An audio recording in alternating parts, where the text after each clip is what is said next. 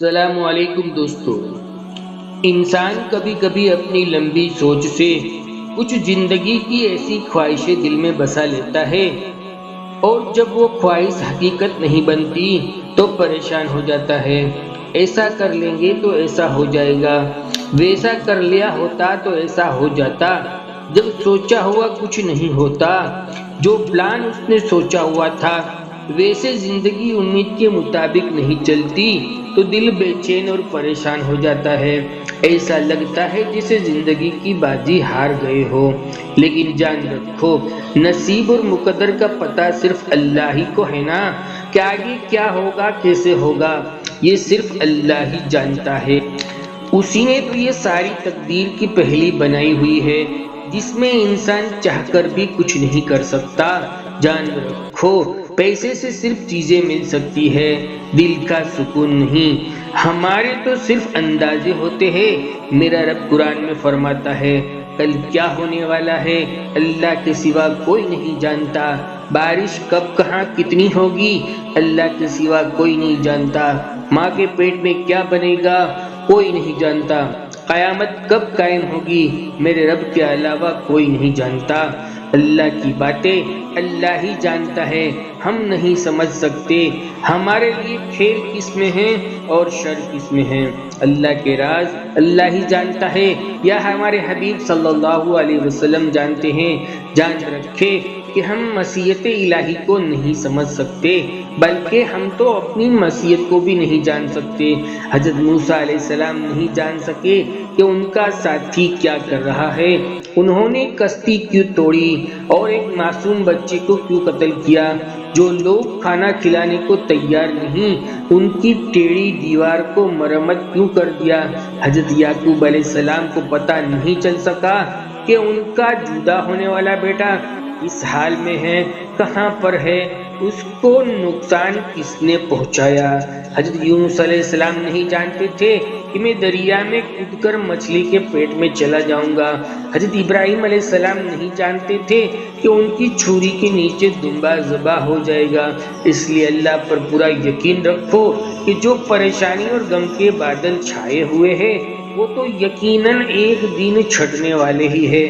جان رکھو، ہمارا رب قرآن میں فرماتا ہے، ہر تکلیف کے بعد آسانی ہے اور ہر غم کے بعد خوشحالی ہے۔ اللہ نے حقائق کی جتنی وضاحتیں فرمائی ہے وہ یقیناً بندوں کے لیے کافی ہے۔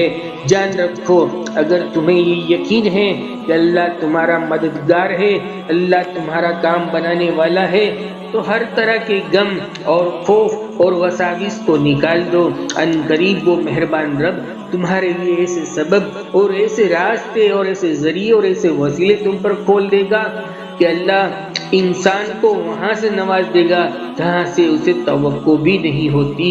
اللہ کی بات آدھی بات نہیں ہوتی۔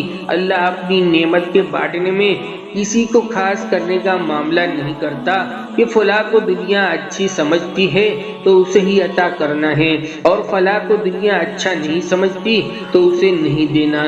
جان رکھو، اللہ بس نیت کو دیکھتا ہے۔ اللہ بس یہ دیکھتا ہے کہ کس کے دل میں اللہ کے لیے محبت ہے اور کون اس چیز کو پانے کی زیادہ شدت رکھتا ہے، اور وہ جو اللہ سے مانگ رہا ہے وہ بس تمہارا خلوص دیکھتا ہے۔ کون اس سے اتنا خوف اپنے دل میں رکھتا ہے اپنی چاہت کو پانے کی خاطر، اور ذرائع موجود ہونے کے باوجود بھی کوئی غلط راہ کو اختیار نہیں کرتا۔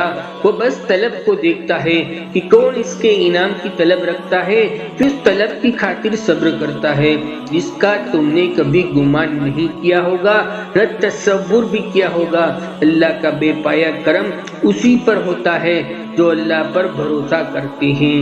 اس لیے ہر مشکل حالات اور درد کی تھکانوں میں ہمیں اپنی دعا کے ذریعے اللہ تعالیٰ سے تعلق بنائے رکھنا ہے، کیونکہ دعا ہی وہ ام الیقین ہے اور ام الاعمال ہے جو ایسے بہت سے راستوں کو کھول دیتی ہے جو ہمیں نظر نہیں آتے، یا وہ راستے ہمیں بند نظر آتے ہیں۔ اور جان رکھو کہ خدا کے عطا کردہ کے بھی اشاروں میں یہ ایک خاص اشارہ ہے کہ بندے کو اللہ سے مانگنے کی توفیق مل جائے، کیونکہ اکثر لوگ اس سے غافل رہتے ہیں۔ जान रखो कि हर दुआ के कबूल होने का एक वक्त मुकर्रर होता है। उस वक्त तक सब्र और तवक्कुल और दुआ करना ये हमारी आजमाइश है। जान रखो कि दुआ की कबूलियत के 4 पहलू होते हैं। या तो दुआ फौरन कबूल हो जाती है, या आखिरत के लिए ज़खीरा कर ली जाती है, या कोई मुसीबत को टाल देती है, या जो मांगा है उसके बदले में कोई दूसरी चीज मिल जाती है। मगर इंसान को तब तक राहत नहीं होती जब तक मांगी चीज न मिल जाए। जान रखो कि जब दुआ की कबूलियत में देर हो जाए तो समझ लो अल्लाह आपसे राजी हो गया है और बहुत जल्द आपके लिए खुशहाली के फैसले करने वाला है। सिवाय उसके आपने कोई हराम चीज न मांगी हो, न हराम चीज खाई हो, क्योंकि उन लोगों की दुआएं कबूल नहीं होती जो हराम खाते हैं और हराम मांगते हैं। अल्लाह पाक से मांगो, बार बार मांगो, वही देगा, क्योंकि वही दे सकता है और उसके अलावा कोई काम बनाने वाला नहीं और उसके अलावा कोई तकदीर को बदलने वाला नहीं। वो उसको अपने बंदों के खाली हाथ लौट कर जाने में शर्म आती है। वो गयूर है, समद है, बेनियाज है। अगर मिलने में देरी हो रही है तो उसमें उसकी कोई मसलियत हो सकती है। यकीन रखो वो देता जरूर है, क्योंकि वो मालिकुल मुल्क ने ही हमें मांगने का हुक्म दिया है। मेरा रब कुरान में फरमाता है, मुझसे मांगो मैं तुम्हें दूंगा। वो रब जो आसमान दुनिया पर सदा लगवाता हो, उनसे महरूमी की कोई गुंजाइश ही नहीं है।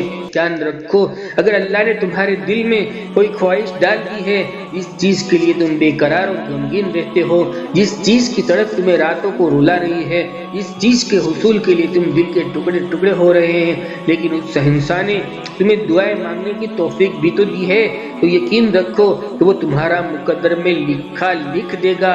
तकदीर की उलझी हुई पहेलियां वही सुलझाता है। किस्मत की उलझी हुई गिरोह को दुआ और सब्र से ही सुलझाया जा सकता है। दिल को छोटा न करे, मायूस न हो।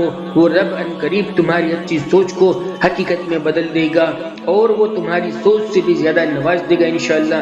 दोस्तों, वीडियो आपके दिल को सुकून का बाइस बन रही हो तो एक कमेंट जरूर कर दीजिएगा हमारी हौसला अफजाई के लिए। जिंदगी रही इंशाअल्लाह, फिर मिलेंगे एक और नए टॉपिक के साथ। तब तक बंदे को इजाजत दीजिए। अल्लाह हाफिज, जज़ाकल्लाहु खैर।